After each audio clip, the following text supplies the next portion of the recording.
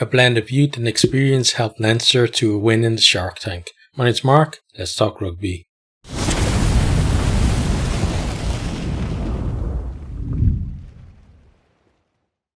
This is going to be a very memorable game for those Leinster players, especially the young ones.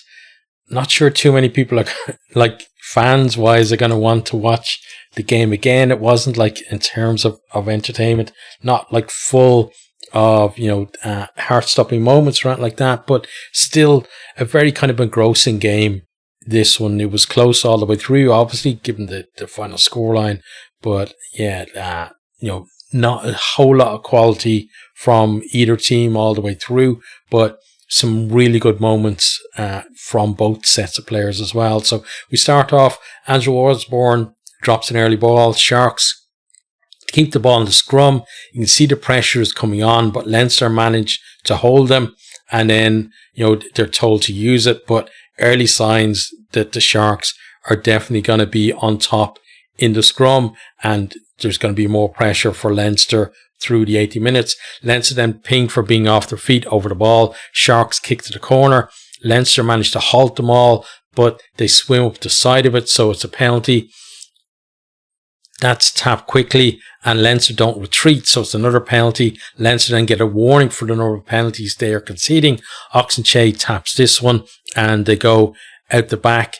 The Hendricks brothers combine to feed Penke, right, is the guy's name? Yeah, Penke, but he knocks on in the tackle. Some decent defence from Leinster there. They could have been, they might have gone maybe a missed pass out a bit more. I don't think there was much in terms of Leinster defence further out wide, but it looked like he picked a great line. He came onto a pace, but just the tackle was so good there.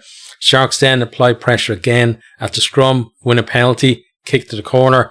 Leinster contests the line out, scrappy ball, and they forced them to knock it on, with their rush defence. So decent from Leinster there. Then Vincent Chituka steals a Leinster line out, and a charge down kick almost breaks for Penke, but it's basically down around his toes. He knocks it on. Could have been the opening try if he kept it in hand. Then good carries from Mark Erling, who's on for an HIA, I think. And then that was for, who is it? Tommy O'Brien, right? Because he got hurt, like tackling. I think was it Mapimpi or Mbanambi? I can't remember. I think it was maybe Mapimpi out wide. Yeah, it makes more sense for him to be out there. But Mark Erling, decent carry from him, and then Soroka, and that allows Leinster to work the ball close to the line. They go through the phases. Sharks doing well to slow that ball down, but then they concede a penalty for offside. McKee taps that, and Leinster go again, but there's a knock on. Great defence from the Sharks there, but we have a TMO check for foul play at the ruck, and it was Jaden Hendricks' foot that dislodged that ball to make it a knock on. So he goes to the bin, penalty to Leinster. Sharks then keep them out initially, but Fintan Gunn spins a nice long pass out to Mark Erling. He scores in the corner. Conversion's missed, 5 points to 0. Leinster take the lead. Sharks then get themselves back into the 22, but former Leinster player Jason Jenkins knocks on in the tackle. Some really big hits from both teams in defence here. Lots of line speed as well from them. Then a late tackle from Van Herden on Frawley, and it's a penalty from where the ball landed.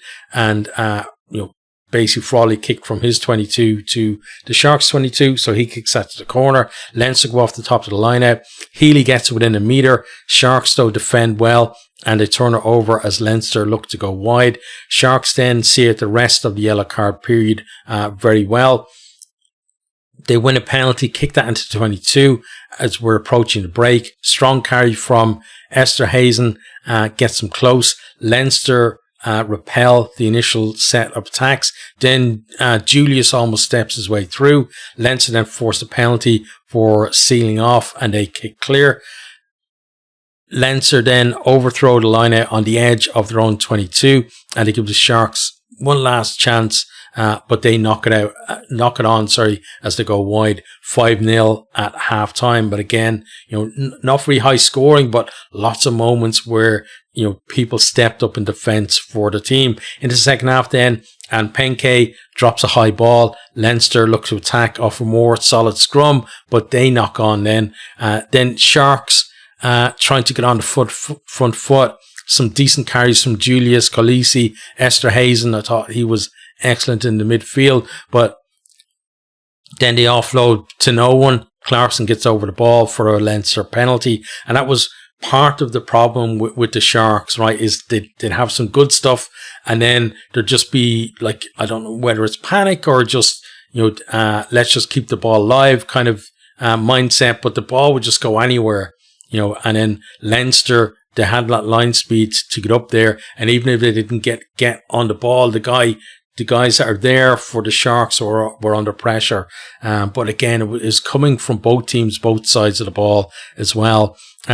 Leinster then, they move it from the line out. They work it within 10 metres, and Sharks, they seem to have killed the initial momentum, but then Deegan gets Leinster on the front foot with a decent carry. Then recycle a couple of times. Nice pullback pass. Scott Penny comes on a lovely line, gets through a gap, shrugs off an attempted tackle and over to score. Frawley, like straightforward conversion.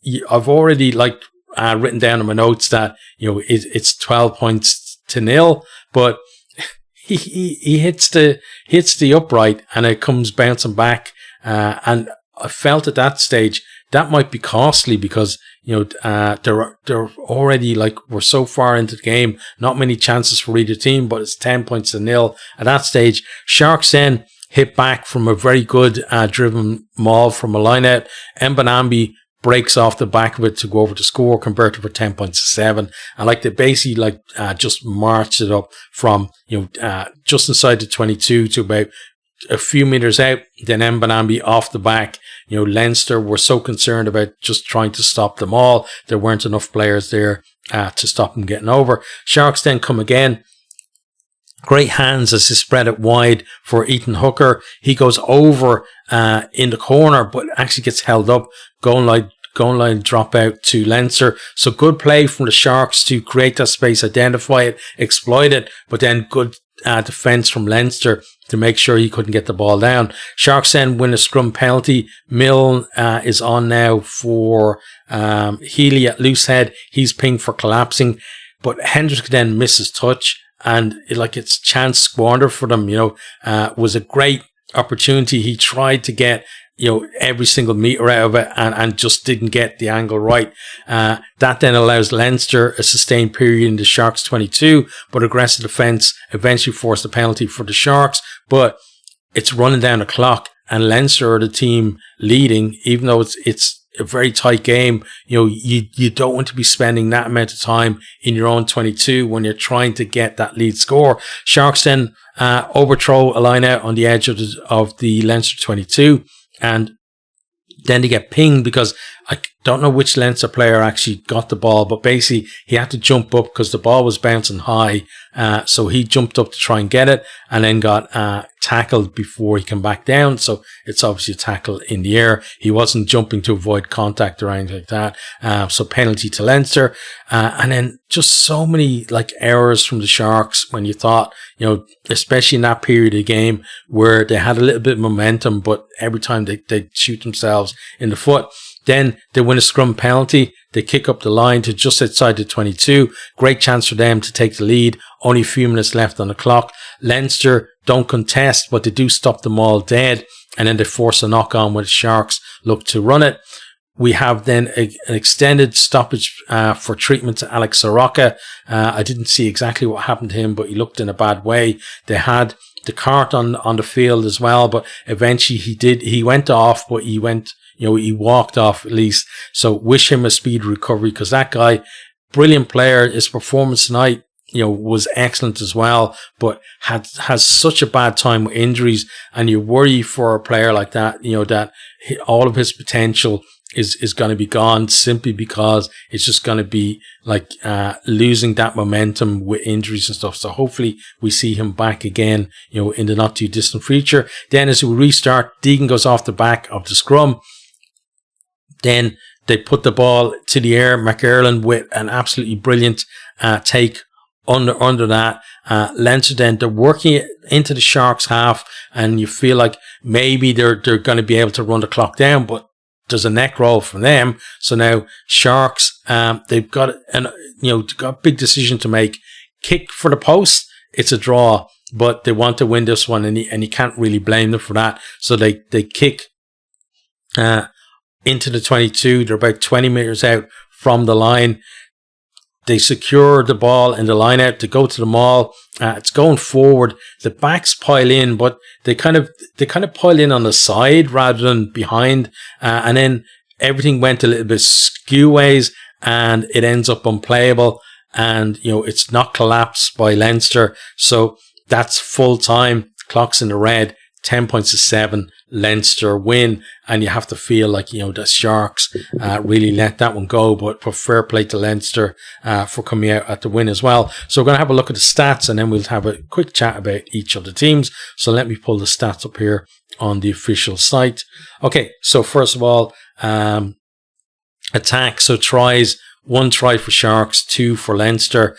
Possession 51-49, so Sharks just about shading that, but both teams had their periods where they're on top. Clean breaks then, 5 for the Sharks, 4 for Leinster, so not that many excuse me, not that many clear-cut chances for either team. Defenders beaten, 24 for Sharks, 16 for Leinster, so Leinster a little bit better in terms of converting those defenders into breaks.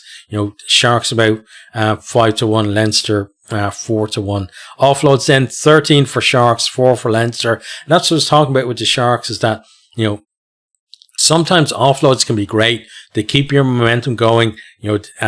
We've seen some brilliant offloads that have led to tries, etc. But some of the Sharks offloads were just unnecessary. They needed somebody out there with a bit of a calm head to say, listen, we don't need to be doing stuff like that. Because basically what they were doing was, let's say they were up on the halfway line, right? And they've just had a decent carry. They have a little bit of momentum. Leinster may be coming in, right, to have some kind of counter ruck. And then somebody just from the Sharks just offloads the ball back, maybe at 5 or 10 meters. The Sharks player then has to turn around to get the ball. Leinster arrive, and they're under pressure, and that happened to them too many times tonight. Excuse me. Then on to defence. Territory, 48%, 52. So Leinster just about shading that as well. But again, both teams very even tonight. And you see that number of tackles, 110 to 116. 16 minutes tackles for Sharks and 24 for Leinster. Excuse me. This cough is killing me. But tackle success, 86 for the Sharks. That's, it's in that sweet spot for kind of pass mark for the URC. Leinster at 75, which even for them is low. Normally, because of Leinster's very aggressive defence, they love to have shooters. Normally, you'd expect them to be somewhere in the low 80s, so maybe 81, 82%. So 75 is definitely down on their normal one. But then the fact that they've missed that many of their tackles, but we don't have that many clean breaks from the Sharks, just shows again how good their scramble is. On to then turnovers, 1, 3 for the Sharks, 3 for Leinster. We talked about it, in the match review, that both teams coming up with big turnovers at big moments in the game as well.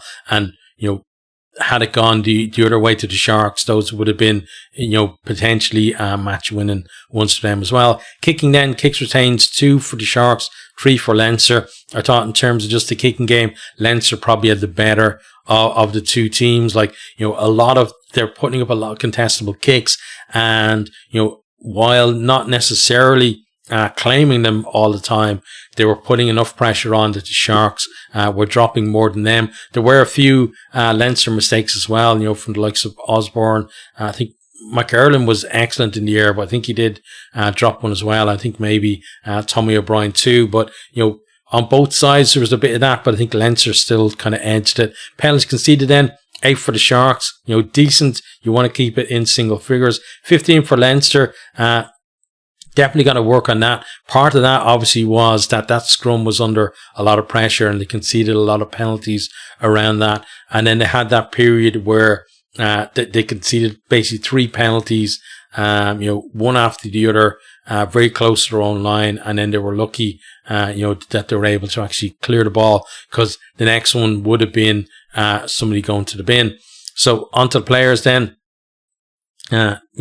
Tries, Mbambi and Penny with 1 each. Obviously, like there was only like on McErlin with 1 as well, because only 3 in the whole game.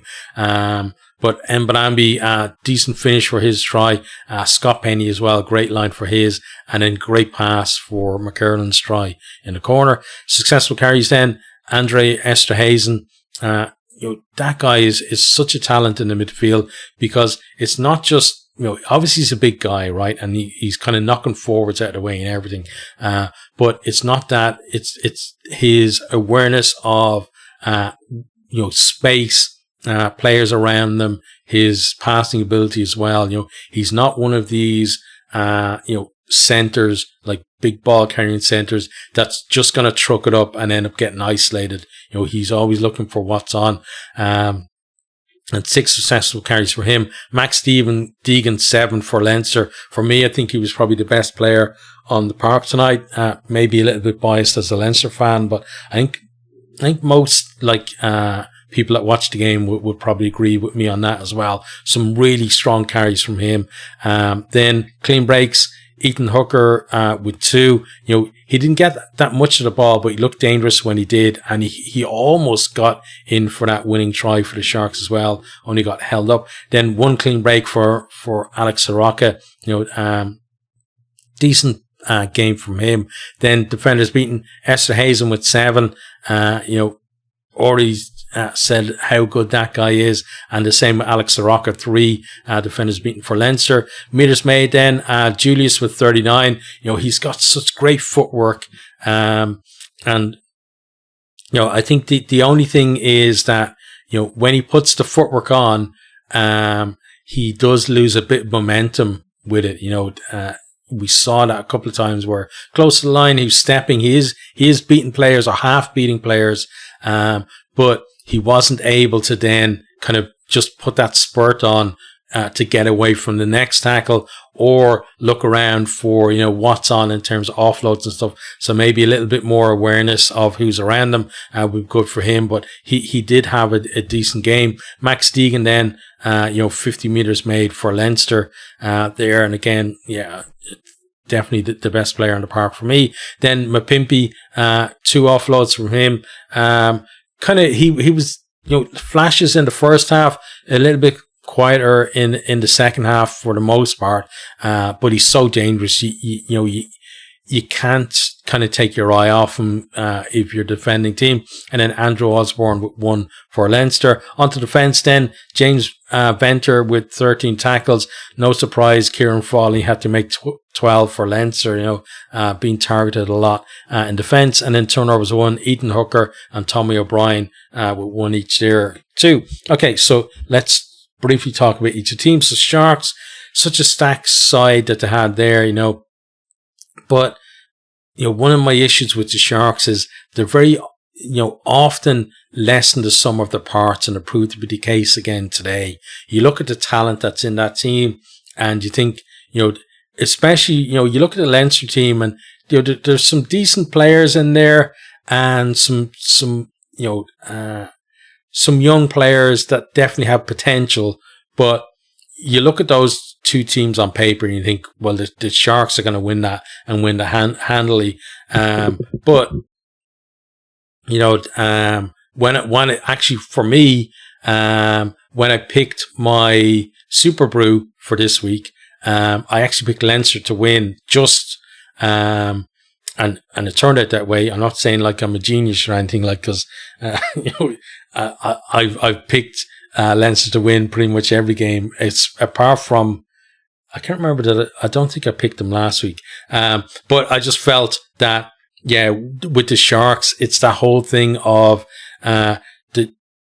as a collection of brilliant players, they don't seem to be a brilliant team often enough. Last year they had that run to the Challenge Cup final and they won it, and that's brilliant for them. But we expect more from just the talent that they have available to them. They should be up there with the Leinsters, the Glasgows, right up at the pinnacle. Given the talent they have, there shouldn't, the Bulls are above them in the league, and the Bulls are kind of almost the opposite. That the Bulls are a fantastic team with a lot of very good players, but I would argue that in terms of just the talent, there's probably more talent in the Sharks team, but the Bulls, I think, absolutely have a better team than the Sharks. I think that's been proved over many years in the URC now. But scrum for the Sharks was dominant, but wayward kicks, misfiring, line out, poor handling, and ball security all cost them in this one. Leinster then, they weathered that early storm, got their noses in front, produced some moments of real quality for their tries as well, and then defended well when they needed to. Some young players as well really stood up today, and again that blend with the more senior players, I think really helped them, and that's going to be a big boost for their development. And I think the change in strategy for Leinster this year in terms of who they sent to South Africa really did pay off for them. So we saw, last time out against the Bulls, they had the likes of Snyman, Slimani and Barrett there. Then they were all sent home during the week because they've got to prepare for the last 16 Champions Cup tie against Harlequins. But the fact that they sent those guys down, and then the likes of Deegan, Penny, Connors, Ross Byrne, Frawley, etc., all went down on this tour as well.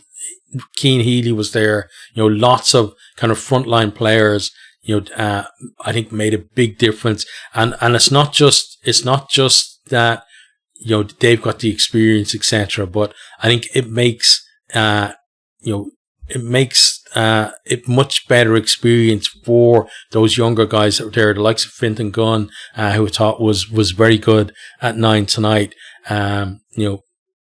And like McErlin, who actually come on twice during the game, got a try. And then you had some what was the guy's name? Let me just check. That came out on at tight head as well, because you had Clarkson starting, who's a young enough guy, but then who was it come on for him? Or Rory Maguire come on as well, and other Oliver Coffey coming on at 9 as well, and Alan Spicer too. So lots of and then Charlie Tector just gotten his first senior contract, signed it this week as well. And then I think Snyman is staying on another year or two. So lots of good news for Leinster coming out of this tour and this game as well. And I think hopefully, as a Leinster fan now, that the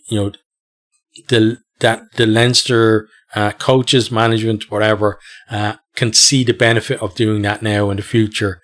That it shouldn't be the case where it was last year, where basically last year, the last couple of years, what they're doing was Heineken Cup team or the Irish players or whatever, the test players were kept in one camp preparing for Champions Cup, right? Then they had another team that they were keeping back for home URC games in the run up, and maybe the first round of the playoffs, and then whoever wasn't in either of those teams was sent to South Africa, and it didn't they just got embarrassed last year. And this year, 2 tight games, 1 defeat and one win. And again, I think it's going to be so much better for the development of those players. And, we'll see how it affects actually Leinster's season, when it comes kind of the shake up for knockout stages, etc. for them from here. But, it's at least for now looking better for them. But that's the end of this one. So let me know what you think down in the comments.